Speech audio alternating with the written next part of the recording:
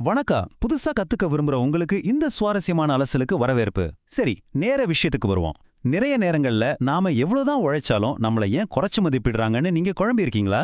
இன்னைக்கு உங்களுக்கான உண்மையான மதிப்பை உங்க சூழல் எப்படி தீர்மானிக்குதுங்கிறத சில தரவுகளோட ஆழமா பார்க்க போறோம். இது கண்டிப்பா உங்க சிந்தனையை மாத்த போகுது. முதல் பகுதி ஒரு பாட்டிலின் விலை. இதிலிருந்து தான் நம்ம அலசலா ஆரம்பிக்க போறோம். நம்ம அன்றாட வாழ்க்கையில பார்க்குற ரொம்ப சாதாரண ஒரு பொருளை மனசுல நினைச்சுக்கோங்க. ஒரு நல்ல வெயில் நேரத்துல உங்க வீட்டுக்கு பக்கத்துல இருக்கிற ஒரு பெட்டி கடையில போய் ஒரு கோக் பாட்டில வாங்குறீங்கன்னு வச்சுப்போம். அதோட விலை என்னவா இருக்கும்?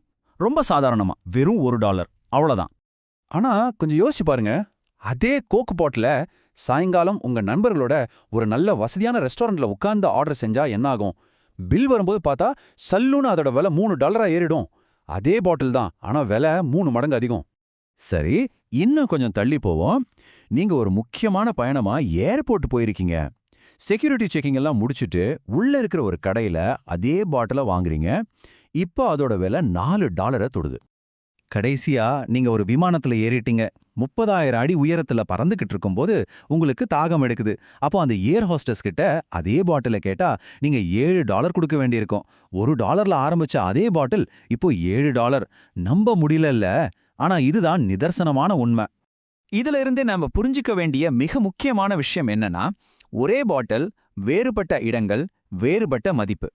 இதை கொஞ்சம் ஆழமா யோசிச்சு பாருங்க. அந்த பாட்டிலுக்குள்ள இருக்கிற ஜூஸ் மாறல, அளவு மாறல, அதோட தரம் மாறல. ஆனா அது எங்க விற்கப்படுது அப்படிங்கறத பொறுத்து அதோட மதிப்பு பல மடங்கு அதிகரிக்குது. இரண்டாம் பகுதி உங்களோட உண்மையான சந்தை மதிப்பு. இப்போ இந்த பாட்டில் உதாரணத்தை அப்படியே உங்களுக்கு பொருத்தி பார்ப்போம். அடுத்த முறை உங்களை யாராவது குறைச்சு மதிப்பிடுறாங்கன்னு நீங்க நினைக்கும் போது தயவு செஞ்சு உங்க திறமையோ தகுதியோ சந்தேகப்படாதீங்க. இதை ரொம்ப சிறப்பா விளக்குற ஒரு நிஜ உலக உதாரணம் சொல்றேன். சிலிக்கன் வேலையில வேலை செய்யற ஒரு சாஃப்ட்வேர் இன்ஜினியர் வருஷத்துக்கு $3 லட்சம் சம்பாதிக்கிறார். ஆனா அதே வேலையை செய்யற அதே கோடிங் எழுதுற இன்னொரு இன்ஜினியர் ஒஹயோல வருஷத்துக்கு வெறும் $90,000 மட்டுமே சம்பாதிக்கிறார். அதாவது 2 பேருக்கும் ஒரே திறமை தான், அவங்க செய்யற வேலை ஒன்று தான், ஆனா முற்றிலும் மாறுபட்ட சூழல். உங்களோட மதிப்பையோ சம்பளத்தையோ தீர்மானிக்கிறது உங்ககிட்ட இருக்கிற திறமை மட்டும் கிடையாது, நீங்க எந்த சூழல்ல இருக்கீங்க அப்படிங்கிறது தான். இது ஆணித்தரமா நமக்கு உணர்த்துது. மூன்றாம் பகுதி சூழலை மறுவரையறை செய்தல். இப்போ இது எப்படி வேலை செய்யுதுன்னு இன்னும் கொஞ்சம் உள்ள போய் பார்ப்போம். சூழல் அல்லது இடம்னு நாம எதை சொல்றோம்னு புரிஞ்சுக்கிறது இங்க ரொம்ப அவசியம். சூழல்ங்கிறது வெறும் ஒரு ஊரோ இல்ல நகரமோ கிடையாது. நீங்க வேலை செய்யற கம்பெனி உங்களை எப்படி நடத்துது, நீங்க இருக்கிற துறை இப்ப வளர்ந்துட்டு இருக்கா இல்லையா, முக்கியமா உங்களை சுத்தி நீங்க வச்சிருக்கிற மனிதர்கள் உங்களுக்கு எப்படிப்பட்ட ஊக்கத்தை கொடுக்கறாங்க, இது எல்லாமே சேர்ந்ததுதான் உங்க சூழல். இடத்த மாத்துறதுனா வீட்டை காலி பண்றது மட்டும் இல்ல, உங்க நண்பர்கள் வட்டத்தையோ இல்ல வேலை செய்யற துறையோ மாத்துறதா கூட இருக்கலாம்.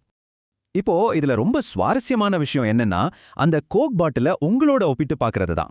பாட்டில் எப்படி எந்த மாற்றமும் இல்லாம அப்படியே இருக்கோ, அதே போல நீங்களும் உங்க திறமைகளும் அப்படிதான் இருக்கீங்க. ஆனா சூழல் மட்டும்தான் மாறுது.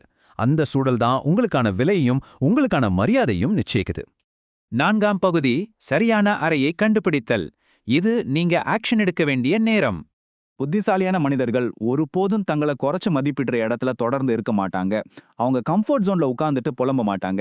அவங்க மதிப்பு எங்க அதிகமா இருக்கோ அந்த இடத்துக்கு தங்களை உடனே மாத்திக்குவாங்க. உங்களுக்கான 3 முக்கியமான விதிகள் இதோ. 1, உங்க கம்பெனி உங்களுக்கு தகுதியான சம்பளத்தை கொடுக்கலையா, அதை கொடுக்குற வேற ஒரு கம்பெனியை தேடி போங்க. 2, நீங்க இருக்கிற துறை வீழ்ச்சி அடைஞ்சுக்கிட்டு இருக்கா, வளர்ந்து வர புது துறைக்கு மாறுங்க. 3, நீங்க இருக்கிற இடம் உங்க மதிப்பு உணரலையா, வேற ஒரு புதிய அறைய உங்களை கொண்டாடுற புதிய மனிதர்களை கண்டுபிடிங்க.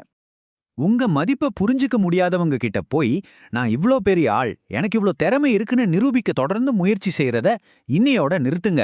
அது முற்றிலும் வீணான ஒரு வேலை. உங்களை நம்பாதவங்க கிட்ட போராடுறதுக்கு பதிலா உங்க அருமை இயல்பாகவே புரியிற இடங்களுக்கு போக ஆரம்பிங்க. நீங்க ஒரு வைரமா இருந்தாலும் அதை குப்பமேட்ல வச்சா மதிப்பு கிடைக்காது. அதை ஒரு நகைக்கடையில வைக்கணும். இந்த அலசல முடிச்சுக்கிறதுக்கு முன்னாடி நான் உங்ககிட்ட கேட்க விரும்புற ஒரு முக்கியமான கேள்வி இதுதான். நீங்க இன்னும் உங்க மதிப்பை உணர முடியாதவங்க கிட்ட உங்களை நிரூபிக்க போராடி உங்களை நீங்களே சோர்வடைய செய்துகிட்டு இருக்கீங்களா?